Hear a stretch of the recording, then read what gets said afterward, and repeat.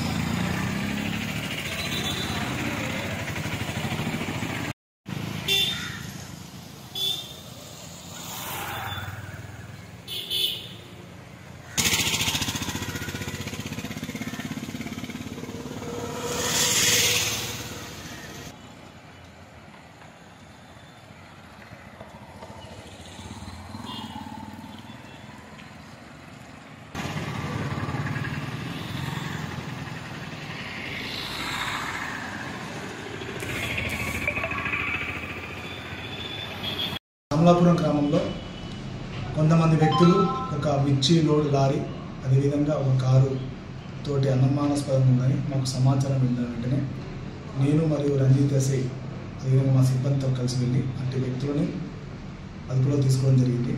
వారిని విచారించిన క్రమంలో వారు ఇటు లారీ గుంటూరు నుండి బయలుదేరి మిర్చి లోడ్ తోటి సుమారు 15 టన్నుల మిర్చి లోడ్ 13 లక్షల రూపాయల విలువ కలిగి బంగ్లాదేశ్ బోర్డర్కి వెళ్తుంది.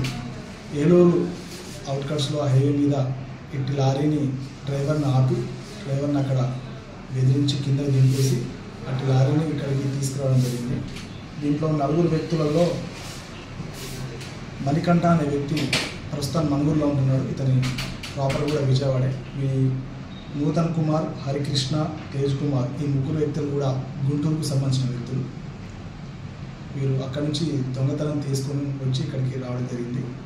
వీటి మీద ఏలూరు దెందులూరు పోలీస్ స్టేషన్లో ఆల్రెడీ కేసు నమోదైందని అంటే ఆ పోలీస్ వారికి మేము సమాచారం అందించడం జరిగింది. తదుపరి లీగల్గా వారికి ఇట్టి లారీని మరియు కారు 4 వ్యక్తులు కూడా వారికి అప్పచెప్పడం జరుగుతుంది. ఎంత విలువ చేస్తుంది సార్? 13 లక్షల రూపాయలు విలువ 15 టన్నులు.